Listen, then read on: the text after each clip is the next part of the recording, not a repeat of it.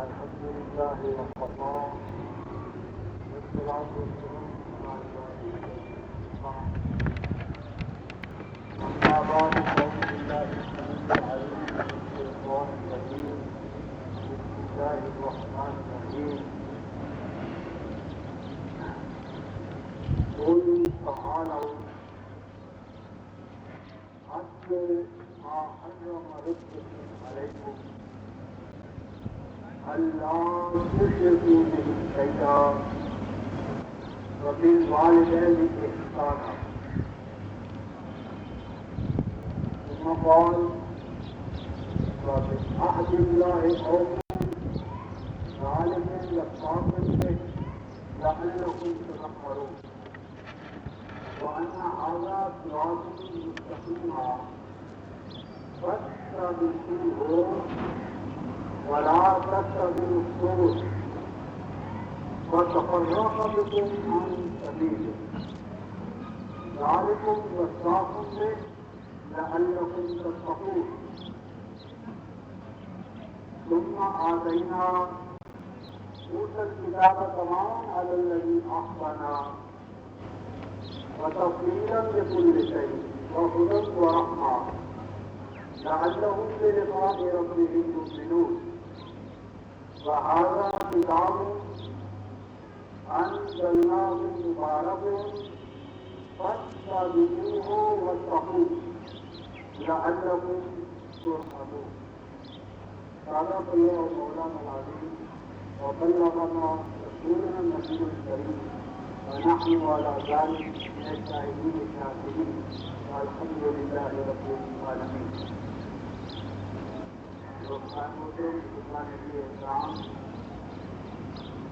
میں نے آج آپ حضرات کے سامنے سورہ الانعام پہلی سورہ جو ہے اس کی 3 آیت کی تلاوت کی.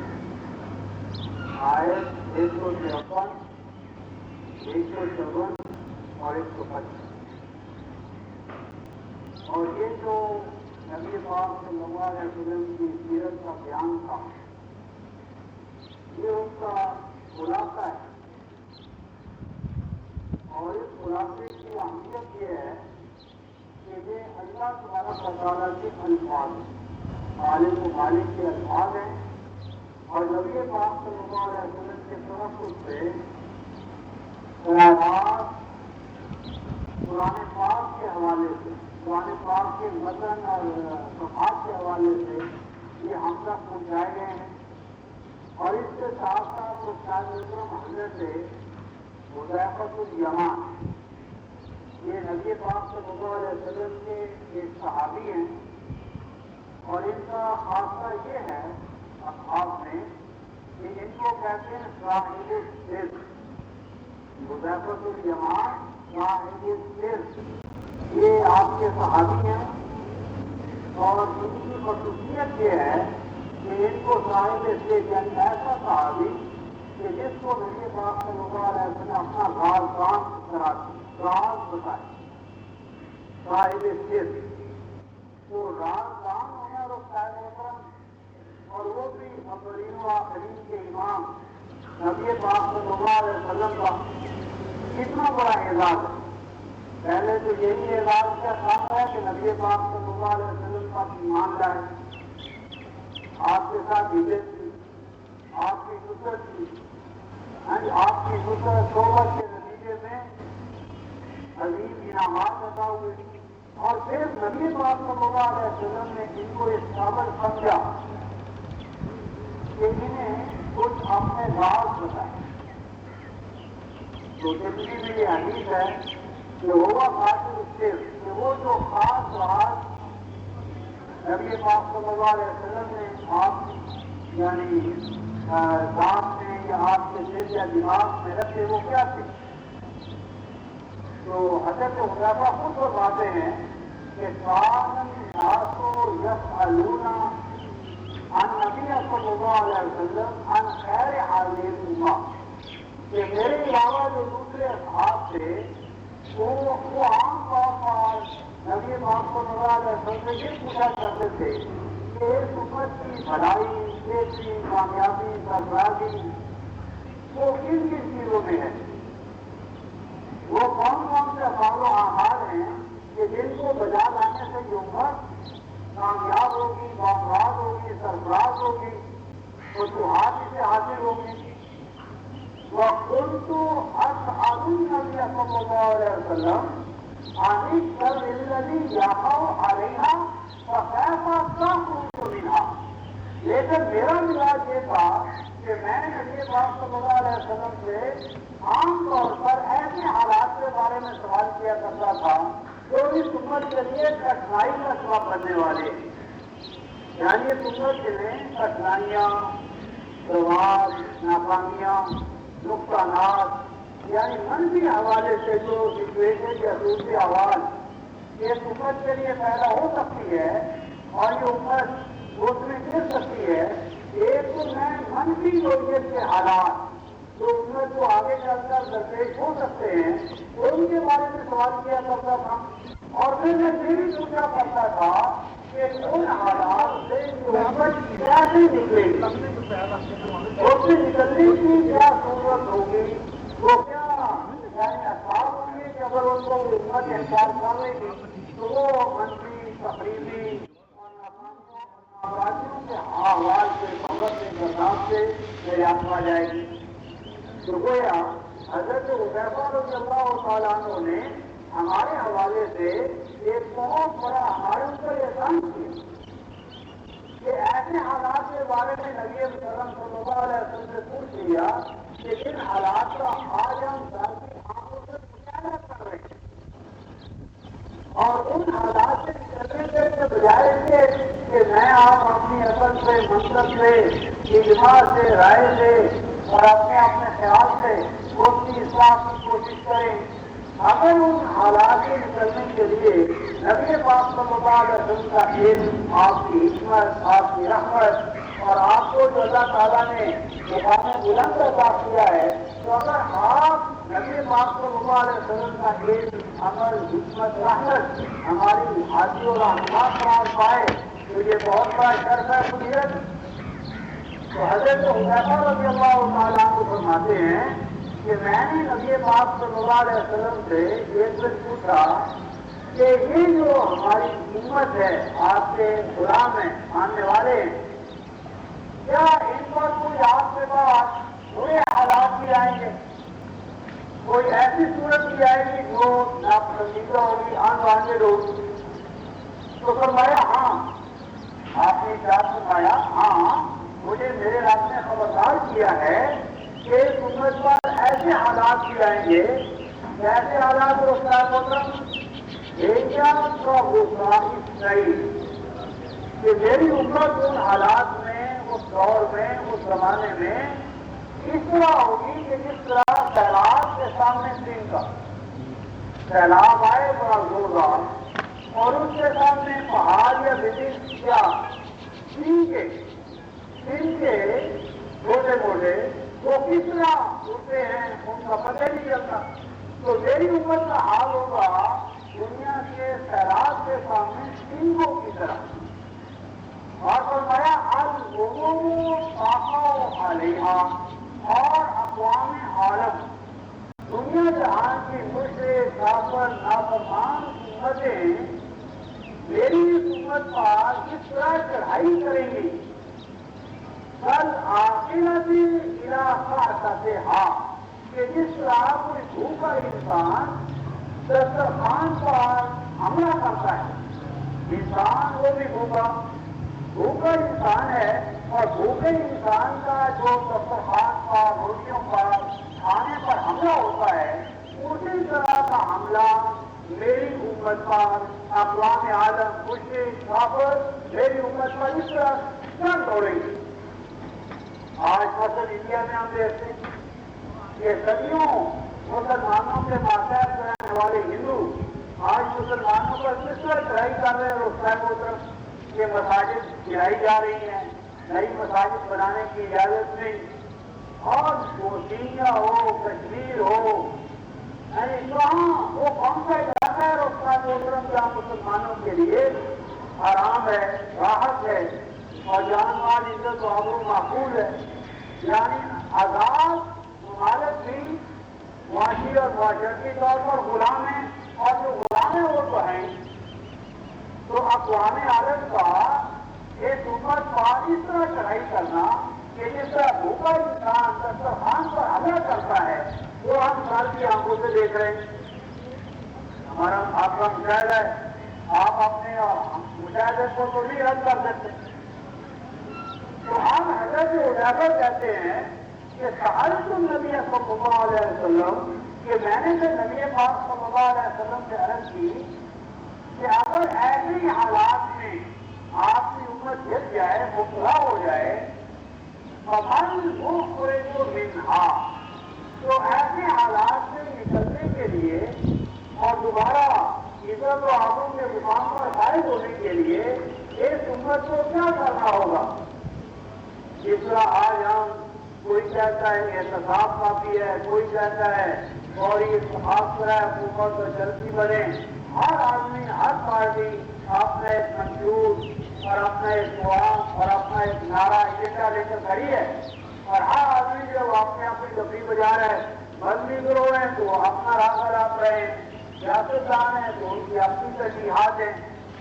لیکن ہم تو محترم نبی پاک صلی اللہ علیہ وسلم پر ایمان لانے کے بعد، آپ کا کلمہ پڑھ لینے کے بعد، اب ہم نبی پاک صلی اللہ علیہ وسلم کی رائے، آپ کی بات، آپ کا ارشاد، آپ کا حکم، اس کا ماننا ہمارے لیے واجب ہے.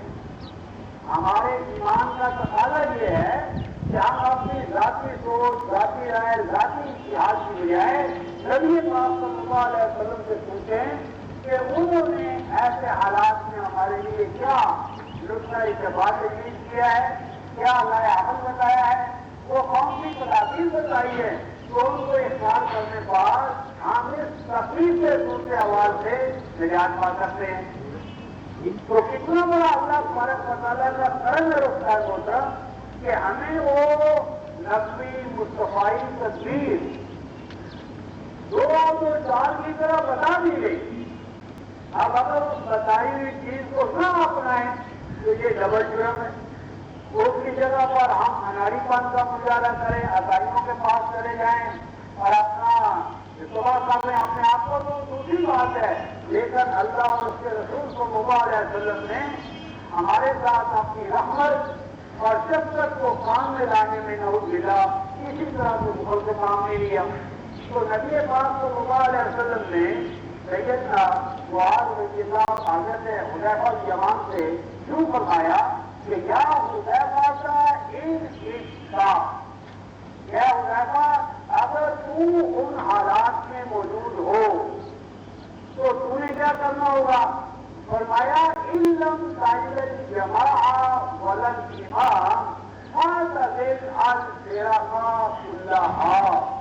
اے حذیفہ، وہ دور ایسا ہوگا کہ اس امت کا نہ تو ایک امام ہوگا اور نہ یہ ایک الجماع ہوگی.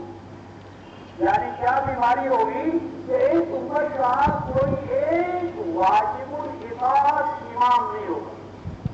یہ امت ایسے گویا یعنی گلے کی طرح، بھیڑوں کے ریوڑ کی طرح کہ جس کا کوئی رکھوالا نہیں ہے. جان کا تو سب تھا وہ ایسو تشا، اور بھیڑ بکریاں جو ہیں، جانور جو ہیں، جب گزریے کے بغیر ہوں، رکھوالے کے بغیر ہوں، تو جدھر جس کا منہ چاہتا ہے بھاگ رہی ہے، یہ ادھر جا رہی ہے، وہ ادھر جا رہی ہے. اور نہ فرمایا ان کا ایک رکھوالا ہوگا اور نہ امت جو ہے وہ ایک الجماع ہوگی. امت جماعت جو ہے وہ فرقوں میں تقسیم ہو چکی ہوگی اور ہر فرقہ جو ہے وہ اس کا اپنا ایک الگ امام ہوگا. تو فرمایا کہ فاعتزل الفرقا كلها فانتظم بما جئت بها. اے حذیفہ، تیرے لیے کرنے کا کام یہ ہوگا کہ تو فرقوں سے اپنے آپ کو الگ رکھنا، کسی فرقے کے ساتھ اپنے آپ کو مت جوڑنا. فاعتزل الفرقا كلها، فرقوں سے اپنے آپ کو الگ کرنا اور پھر جڑ جانا، جڑے رہنا اس اللہ کی کتاب کے ساتھ جو میں تمہیں دے کر جا رہا ہوں. یعنی فرقوں سے اپنے آپ کو الگ رکھنا اور اللہ کی اس کتاب کے ساتھ جڑنا کہ جو کتاب میں تمہیں انسانیت کو امت کو لے کر جا رہا ہوں فَأَنْتُمْ تُسْأَلُونَ يَوْمَ الْقِيَامَةِ یہ بھی قیامت کے دن اے حذیفہ کوئی سے یہ سنت سے پوچھا جائے گا کہ کیا تم پاس اللہ کی کتاب پہنچی تھی؟ کیا تمہارے پاس اللہ کا کلام پہنچ گیا تھا یا نہیں پہنچا؟ اور اگر اللہ کا کلام پہنچ گیا تھا تم کے تو کیا تم نے اللہ کا قرآن کھولا؟ اس سے آپ نے آپ کو منور کیا اور اس قرآن سے آپ نے دل اور دماغ میں روشنی پیدا کی اور طرف ہوا نتیجہ ہوا یا تم نے اس قرآن کو راہل بن کر کے ساتھ یہاں پر رکھا اور یہ قرآن کی عادت میں تمہارے خلاف گواہ کے طور پر کھڑا ہوگا کہ میں ان کے گھروں میں موجود تھا ولم تقتلوها نہ انہوں نے میری تلاوت کی ولم تفهموها نہ انہوں نے مجھے سمجھا ولم تصيبوا بها اور نہ میرے احکام پر انہوں نے چلنے کی کوئی کوشش کی اور اس سے برعکس فرمایا حملۃ القرآن من امتی یحشرون یوم القیامہ مع الانبیاء لیکن وہ لوگ کہ جنہوں نے اللہ کے کلام کو اپنے سینوں میں دلوں میں دماغوں میں آباد رکھا ہوگا اللہ کے کلام کی منادی کی ہوگی اللہ کے کلام کی طرف اس امت کو دعوت دی ہوگی کہ آؤ اجتماعی طور پر ہم اللہ کی کتاب کے ساتھ کلام کے ساتھ جڑ جائیں تو جنہوں نے یہ جو بھی یہ فریضہ انجام دیا ہوگا کہ آمد میں وہ انبیاء کے ساتھ جو ہتھیاروں حشر ہوگا کھڑے کیے جائیں گے ہمارا قرآن کو اٹھانے والے قرآن کے لیے خدمت انجام دینے والے قرآن سے پیار اور محبت کرنے والے دوڑ لانے والے اس کے احکام کو سمجھنے سمجھانے والے جو ہتھیاروں معصور ہوں گے کھڑے کیے جائیں گے اللہ کو روٹے کیے جائیں گے اور اسی طرح اس طرح انبیاء اور انبیاء بھی ان کو رشد بڑی دعاؤں سے دیکھیں گے تو حضرت حذیفہ نے کہا کہ یہ ہے اس امت کے مسائل کا حل کہ کہ یہ امت اللہ کے قرآن کو مضبوطی کے ساتھ پکڑ لے اور ایک اور حدیث نے فرمایا ماسالو کتاب اللہ فماسل سفینۃ الصبح ان راغب نجا ومن اعرض عنها هلك فرمایا کہ اللہ کے کلام کی حیثیت مثال سیدنا نوح علیہ السلام کی کشتی کی سی ہے یہ جس طرح نوح علیہ السلام کے دور میں جو عظیم طوفان آیا تو طوفان سے کوئی بچا نہیں ہلاک ہو گئے سوائے ان کے کہ جو اس کشتی کے اندر سوار ہو گئے کہ جو کشتی سیدنا نوح علیہ السلام نے بنائی تھی فرمایا کہ میری امت کے دور آخر میں جو گمراہی کا ظلمتوں کا تاریکیوں کا گمراہیوں کا بدعتوں کا انسان کی اپنی دین کے اندر جو اتحادی منفی کوششیں ہیں ان کا جو طوفان اٹھے گا اور بھی زیادہ کی گمراہی کا طوفان تو اس قوم میں بھی ایک کشتی دربار ہوگی اور وہ کشتی کیا ہے اور میں اس دور کی کشتی اللہ کا کلام ہے اللہ کا قرآن ہے ہم کیا کیا جو اللہ کے اس کلام کی کشتی میں سوار ہو جائے گا وہ نجات پا جائے گا اور جو اس سے نبی کر پائے گا اس سے اپنے آپ کو الگ تھلگ رکھے گا فرمایا وہ خود بھی ہلاک ہوگا اور جو اس کا دامن پکڑے گا وہ بھی ہلاک ہو جائے گا تو حضرت حذیفہ رضی اللہ تعالیٰ عنہ نے یہ جو بیان ہمارے اور آپ کے حوالے سے فرمایا اسی کو حارث الصاور ایک اور راوی ہے انہوں نے سیدنا علی رضی اللہ تعالیٰ عنہ سے اس بات کو یوں روایت کیا ہے کہ ایک دن انہوں نے آپس سے نبی میں بیٹھے ہوئے حضرت علی رضی اللہ تعالیٰ عنہ فرماتے ہیں آپس سے نبی میں بیٹھے ہوئے تھے وَزَعَرَ فِينَا ہوا اور نبی پاک صلی اللہ علیہ وسلم جو خود تشریف ہوئے، رونق مقبول ہوئے، مسجد میں تشریف لائے، اور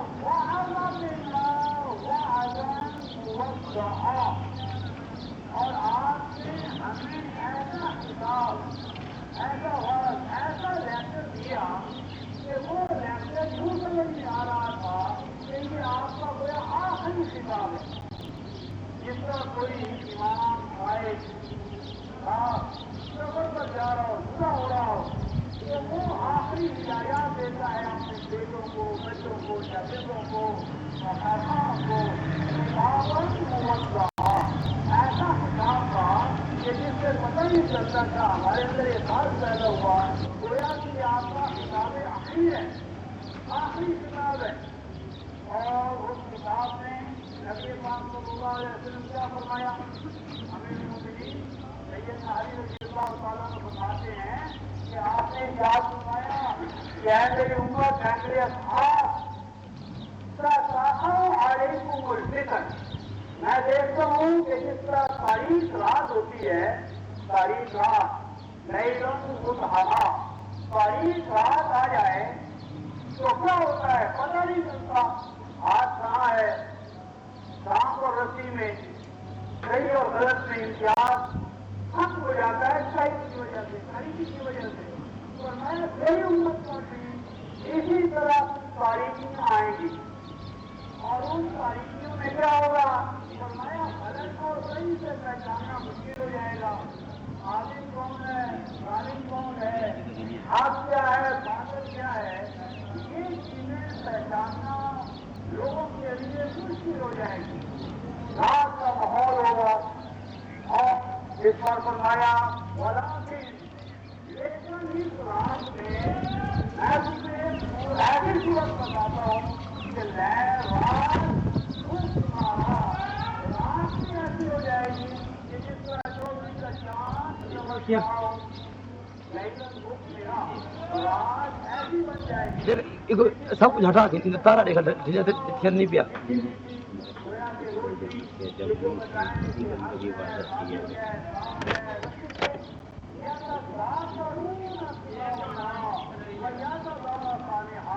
اور وہ دونوں ایک اللہ کا قرآن پڑھ رہا ہو اور دوسرا سنا رہا ہو، ایک سننے والا دوسرا سنانے والا، ایک پائے دوسرا سنے. لمبا چوڑا جلسہ نہیں چاہیے، یعنی ایک سنانے والا دوسرا سننے والا، تدبر کرنے والے، تفکر کرنے والے.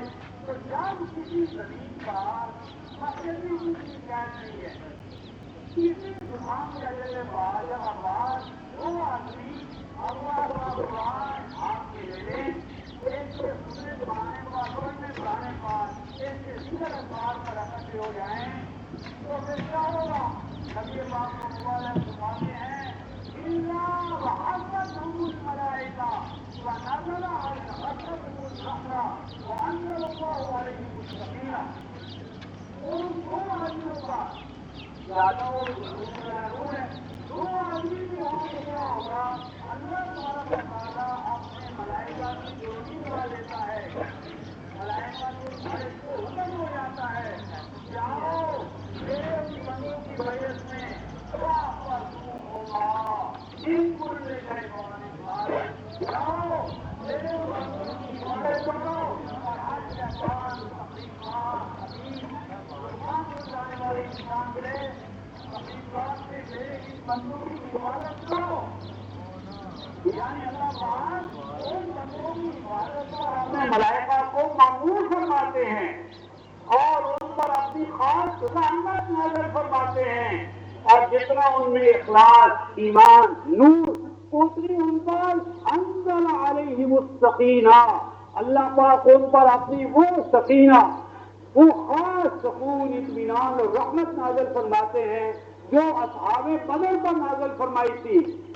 جو نبی پاک صلی اللہ علیہ وسلم کا جو ہجرت کا سفر تھا، جب دما پھر غار، تو غار میں جو آپ پر سکینہ نازل ہوئی تھی، بیعت رضوان، صلح حدیبیہ کے دوران جو بیعت رضوان ہوئی تھی، اس پر جو اللہ تعالیٰ نے خاص سکینہ نازل فرمائی تھی، وہ سکینہ اللہ پاک آپ نے ان بندوں پر نازل فرماتے ہیں.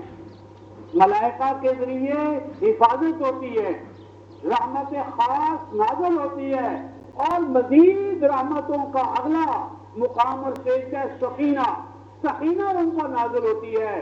اور اس کے بعد ایک اور شرف نبی پاک صلی اللہ علیہ وسلم فرماتے ہیں، مزید طرح ایک اور بات ہوتی ہے، کیا؟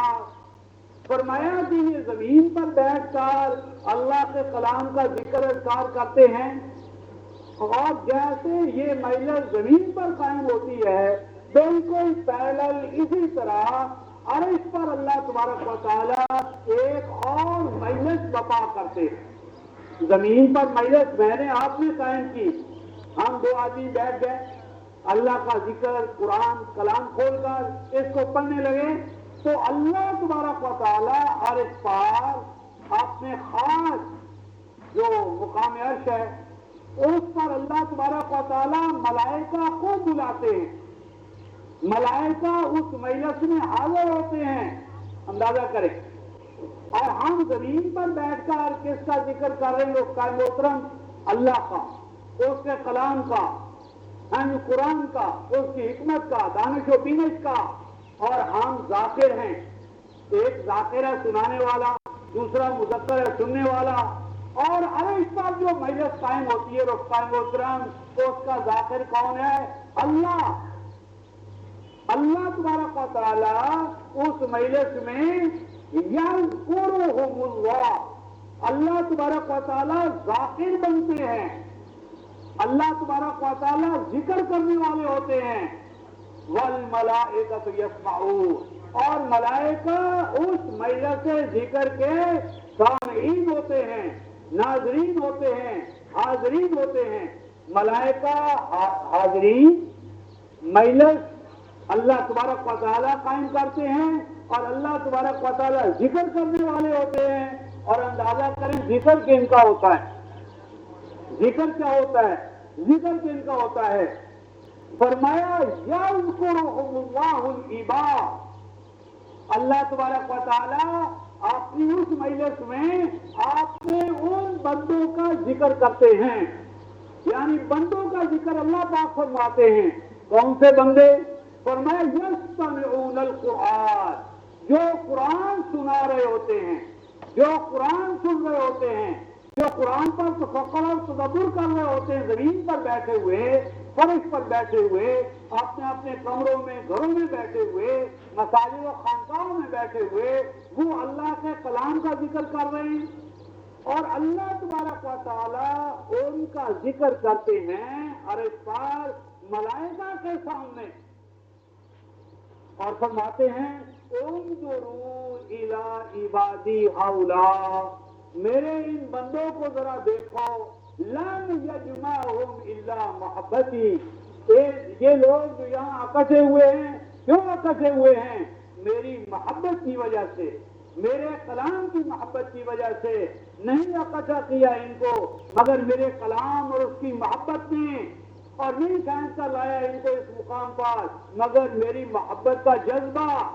تو یا ملائکتی اشہدوا، اے میرے ملائکہ گواہ رہنا، گواہ رہنا، اس مجلس میں جو بھی شریک ہوا ہے، من شاہد فیہا، جو اس مجلس میں شریک ہو گیا ہے، حاضر ہوا ہے، فَإِن قَامَ بِهَا، اگر یہ قائم رہے گا اس عہد پر جو اس مجلس میں یہ کر کے جا رہا ہے، تو اعلان کر دو میرے بندوں کے لیے، انی قد غفرت لهم ما تقدمت من ذنوبہم، تو ماضی میں جو کچھ ان سے کوتاہیاں ہوئی، گناہ ہو چکے ہیں، وہ میں ان کو معاف کر چکا ہوں، وہ میں نے ان کے تمام داغ اور دھبے دھو دیے ہیں۔ اور فرمایا ان قاموا بما تعهدوا، اگر یہ اس عہد پر قائم رہے جو اس مجلس میں کر کے جا رہے ہیں، تو اے میرے ملائکہ، میں واجب ہے میرے لیے کہ میں ان کو لن ادخل الا الجنہ، جنت کے سوا، رضوان کے سوا، فردوس کے سوا ان کی کوئی منزل نہیں ہے۔ اور حیات دنیا میں ما یدعون من دعوی، جو یہ مجھ سے طلب کریں گے، دعا مانگیں گے، مجھ سے التجا کریں گے، اللہ وقت مگر میں ان کی التجاؤں کو، پکاروں کو، دعاؤں کو سنوں گا۔ ہم خاصۃ الارض، یہ زمین کا سرمایہ ہیں، یہ زمین کا گلے سربد ہیں، یہ زمین کا اصل راس المال ہیں کہ جو میری تخلیق میں میرا شاہکار قرار پایا ہے۔ اور اس پر آپ نے اللہ تبارک و تعالیٰ کے یہ الفاظ کہ یہ عبادی سست عن غبارا، فرمایا کہ ان میں ایسے لوگ بھی ہوں گے کہ ان بیچاروں کے کپڑے پھٹے ہوئے ہوں گے، ظاہرا حال ان کا کوئی اچھا نہیں ہوگا، بال بھی بکھرے ہوئے ہوں گے اور آئے ہوئے ہوں گے دور دراز علاقوں سے، سست عن غبارا، بال بکھرے ہوئے اور گرد و غبار سے جسم ہٹے ہوئے، لیکن نہیں جمع کر رہا مگر ان کو میرا قرآن۔ اور میں نے ان کے لیے یہ قسم کھائی ہے کہ لو ابروا لحلفوا، کہ اگر یہ میرے نام پر کوئی حلف دیں گے، کوئی عہد کریں گے، وہ اسے اس طرح کا تقاضا کریں گے تو میری ربوبیت کا تقاضا یہ ہوگا کہ میں اسے پورا کروں۔ تو میری مراد یہ تھی استاد محترم کہ حضرت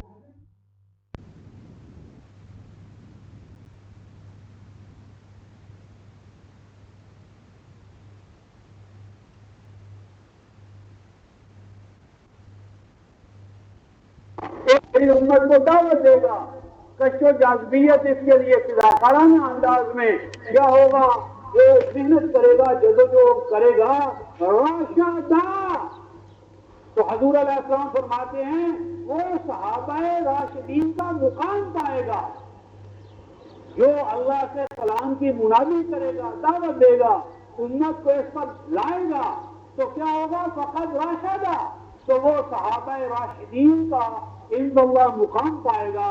وَمَنْ دَعَا إِلَيْهَا نَجَا، اور جو اس دعوت کے کام میں تعاون کرے گا، مالی تعاون، مادی تعاون، مادی معنوی تعاون اس دعوت الی القرآن میں، فقد نجا، تو وہ اللہ تبارک و تعالیٰ کی نظر میں نجات یافتہ ہوگا۔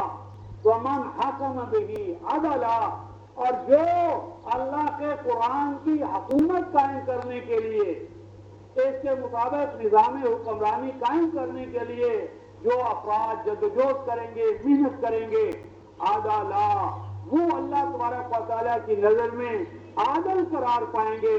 وَمَنْ تَرَكَهُ مِنْ جَبَّارٍ قَسَمَهُ اللَّهُ، اور جس کے سامنے اللہ کا قرآن پیش کیا گیا اور اس نے اس پر لبیک نہ کہی، کان نہ دھرا، اس پر آگے نہ بڑھا، اس پکار پر، دعوت پر، منادی پر، کیوں آگے نہ بڑھا؟ اس لیے کہ وقت کا رجحان، وقت کی روایت، وقت کا فیشن، وقت کی فرقہ وارانہ نفسیات اور ذہنیت وہ اس میں کھویا ہوا ہے، وہ اس کے لوگ میں لبا ہوا ہے، وہ اس پر فریبتا ہے۔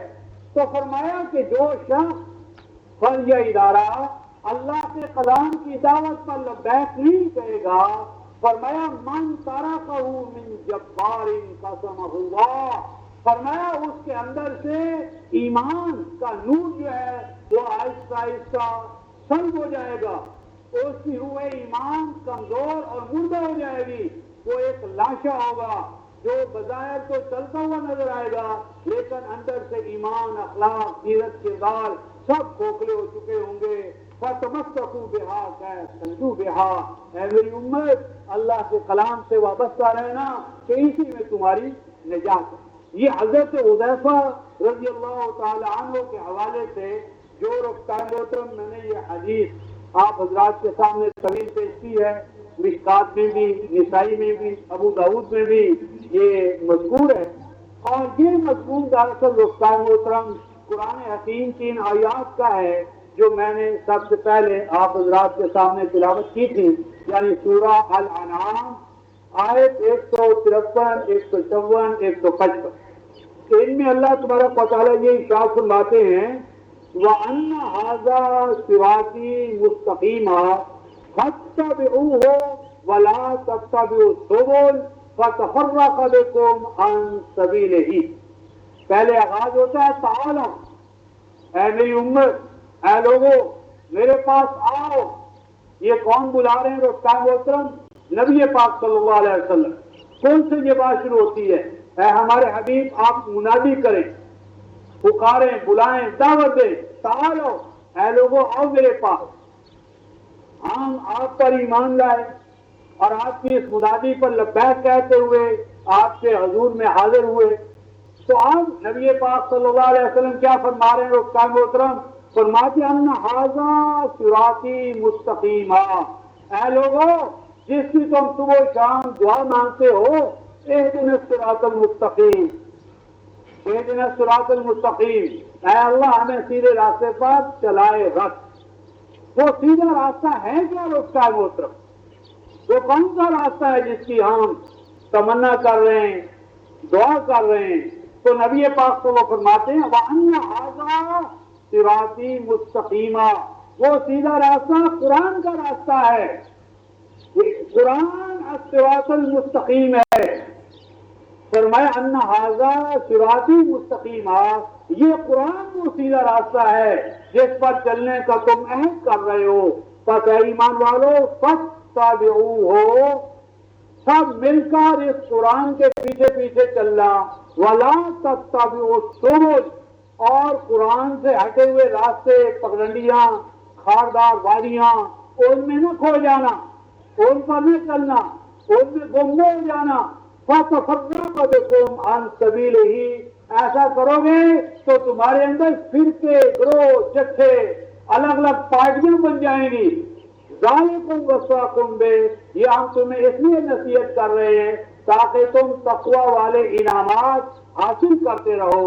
پس اے ایمان والو ھذا کتاب، یہ قرآن اللہ تبارک و تعالیٰ کا عطا کردہ دستور حیات ہے۔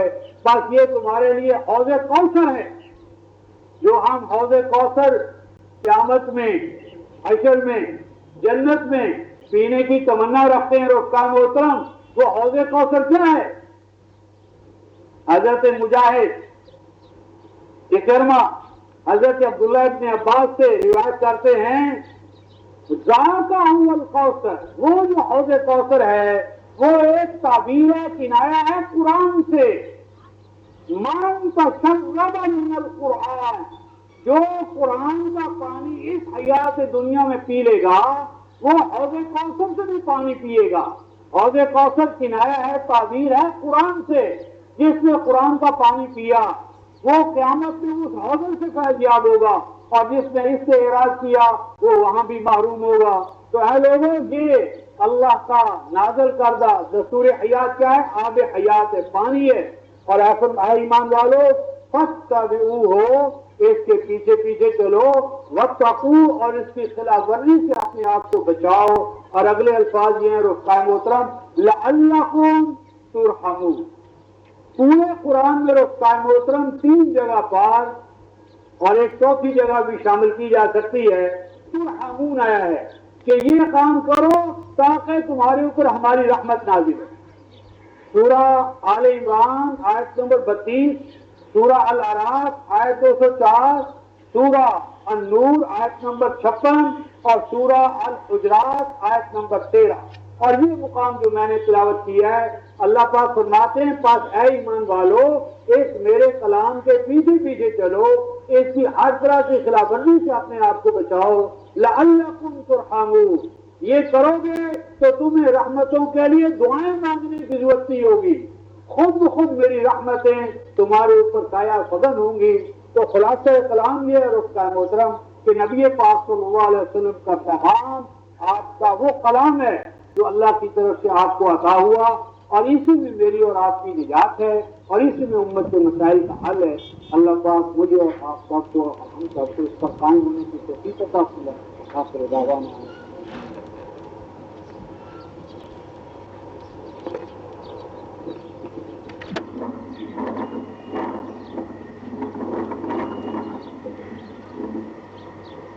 بسم اللہ الرحمن الرحیم، الحمد لمن خلق السماوات والارض وخلق الانسان وعلمه البيان وارسل اليه الانبياء والرسل واعطاه الكتاب المستقيم كان يتذكر في آياته ولم يتذكر بهداه وكان يتبعه كان يكون مصلحين في الدنيا والآخرة إن ربنا هذا لرؤوف رحيم. أدعو الله العلي العظيم أن ينفعنا بالآيات والذكر الحكيم. وادعوه تعالى واستغفروه إنه تعالى جواد كريم ملك بر رؤوف رحيم.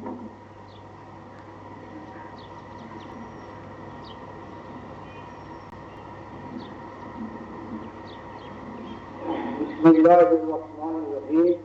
الحمد لله نحمده ونستعينه ونستغفره ونؤمن به ونتوكل عليه ونعوذ بالله من شرور انفسنا ومن سيئات اعمالنا. من يهده الله فلا مضل له ومن يضلل فلا هادي له. ونشهد ان لا اله الا الله وحده لا شريك له ونشهد ان محمدا عبده ورسوله المبعوث بالأسود والأحمر صلى الله عليه وسلم تسليما كثيرا.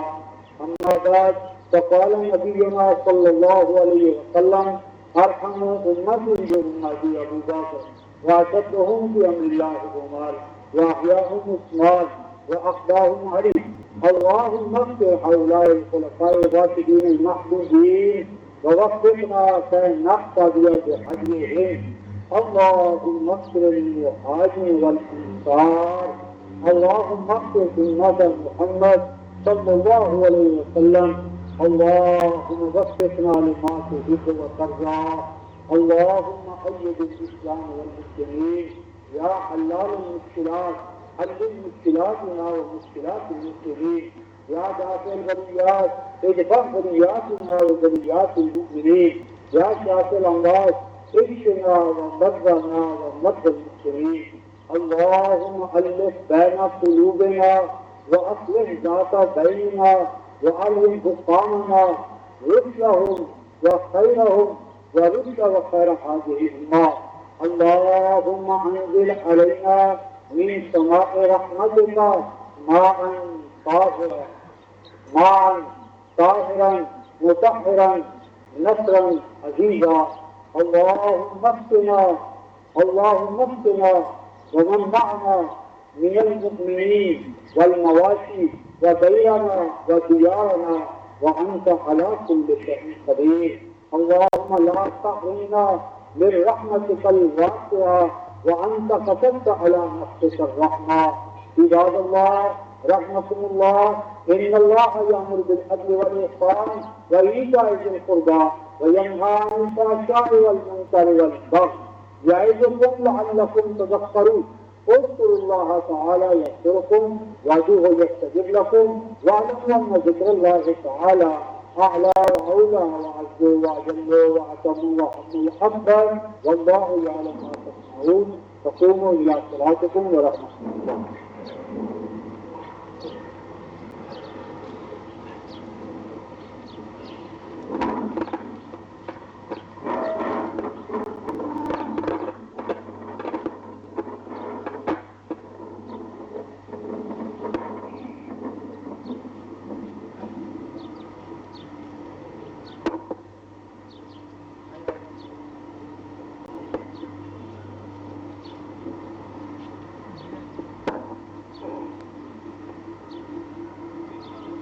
الله أكبر الله أكبر الله أكبر الله أكبر.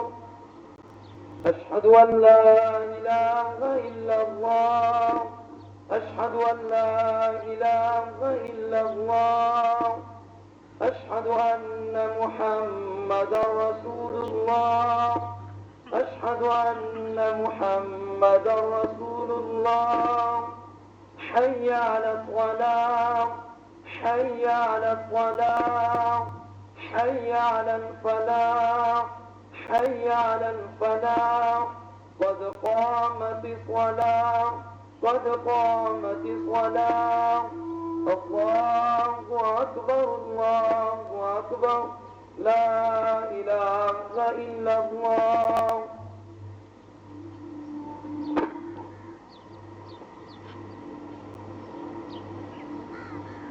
وخاصة वतकालबू वस्तुल खलक।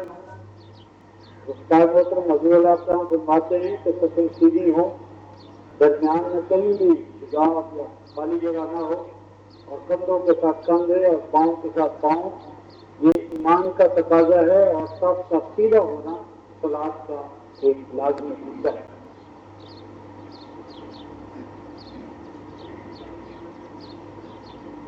अल्लाहु अकबर।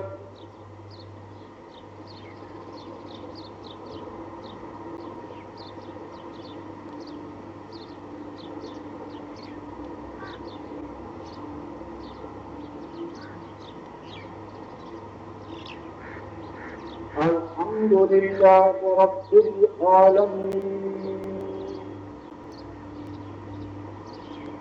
अर्रहमानिर रहीम मालिकि यौमिद्दीन इय्याका नअबुदु व इय्याका नस्तईन اهدنا الصراط المستقيم صراط الذين أنعمت عليهم غير المغضوب عليهم ولا الضالين.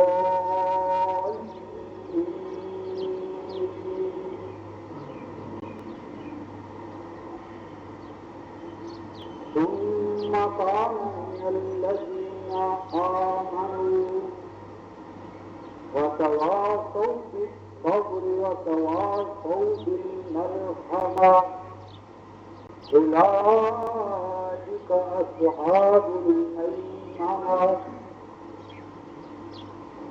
والذين كفروا بآياتنا هم أصحاب المشأمة عليهم نار موقدة. الله أكبر.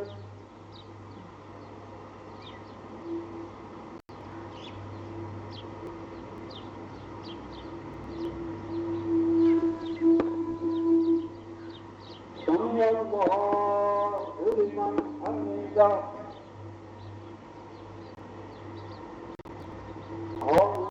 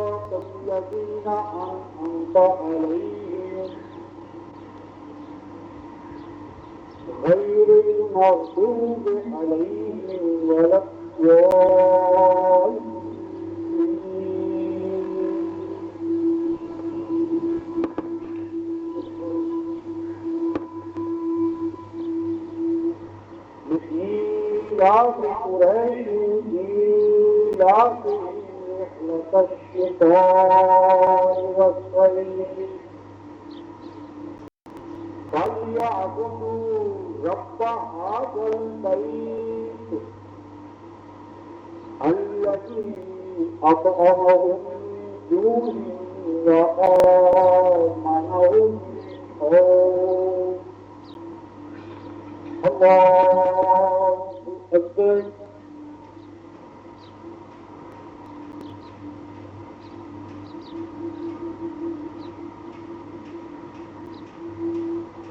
سمع الله لمن حمده الله أكبر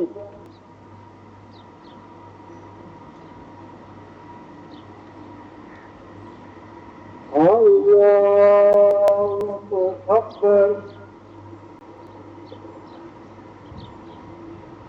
الله أكبر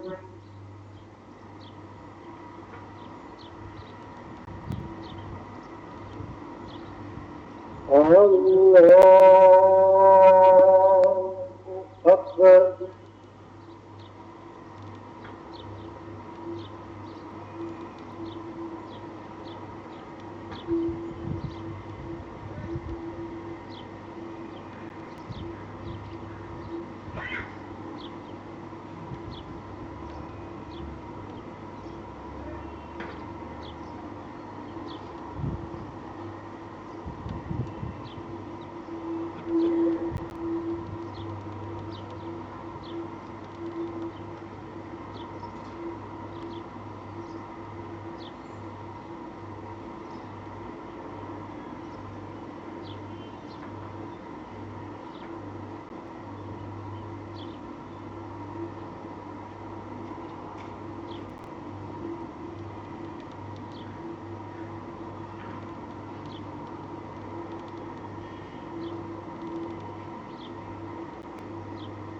السلام عليكم ورحمة الله. السلام عليكم ورحمة الله.